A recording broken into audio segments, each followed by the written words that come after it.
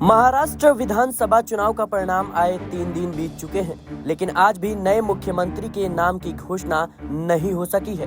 पूर्व मुख्यमंत्री एकनाथ शिंदे के समर्थक मुखर होकर उन्हें पुनः मुख्यमंत्री बनाने की मांग कर रही हैं, जबकि पिछली सरकार में उप मुख्यमंत्री रहे अजित पवार गुट ने मुख्यमंत्री पद के लिए देवेंद्र फडणवीस का समर्थन करने की बात कही है। अगर महायुति में 132 सीटों के साथ सबसे बड़ा दल बनकर उभरी भाजपा में अभी भी सन्नाटा छाया हुआ है। यहाँ तक कि अभी भाजपा विधायक दल का नेता भी नहीं चुना गया है।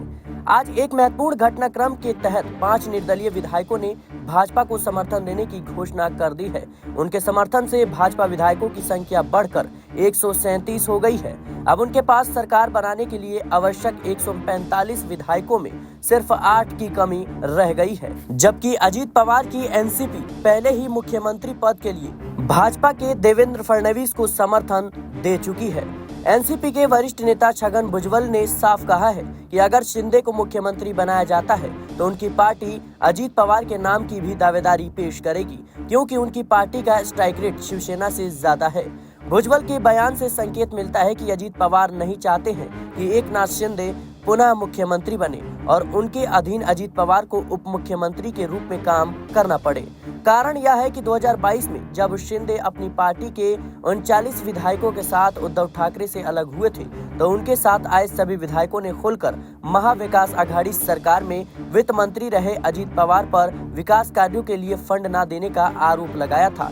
फिर करीब 1 साल बाद जब अजित पवार भी शिंदे और फडणवीस की सरकार में शामिल हो गए, तब भी शिंदे गुट की ओर से उन्हें वित्त मंत्रालय देने का विरोध किया गया था। इसलिए अजित पवार इस बार सरकार की कमान एकनाथ शिंदे के हाथ में नहीं जाने देना चाहते हैं। दूसरी ओर शिंदे गुट 57 सीटें जीतकर आने के बाद अपने नेता को मुख्यमंत्री बनाने पर जोर दे रहा है। उनका कहना है कि महाराष्ट्र में भी बिहार की तर्ज पर छोटे सहयोगी दल को मुख्यमंत्री पद देकर सहृदयता दिखानी चाहिए। भाजपा के वरिष्ठ नेता राव साहेब दानवे पाटिल ने शिवसेना के इस तर्क को यह कहकर खारिज कर दिया कि बिहार में भाजपा पहले ही घोषणा करके चुनाव लड़ी थी कि सीटें किसी भी की भी ज्यादा आए, मगर मुख्यमंत्री नीतीश कुमार ही बनेंगे। जबकि महाराष्ट्र में एकनाथ शिंदे को मुख्यमंत्री बनाने के साथ ही यह स्पष्ट किया गया था कि लोकसभा एवं विधानसभा चुनाव उन्हीं के नेतृत्व में लड़ा जाएगा, मगर चुनाव बाद मुख्यमंत्री पद उन्हीं को देने का वादा नहीं किया गया था। वहीं दूसरी ओर भाजपा खेमे में भी अभी तक मुख्यमंत्री पद को लेकर सन्नाटा छाया हुआ है। यहां तक कि नवनिर्वाचित विधायकों को विधायक दल का नेता चुनने के लिए भी कोई सूचना नहीं दी गई है।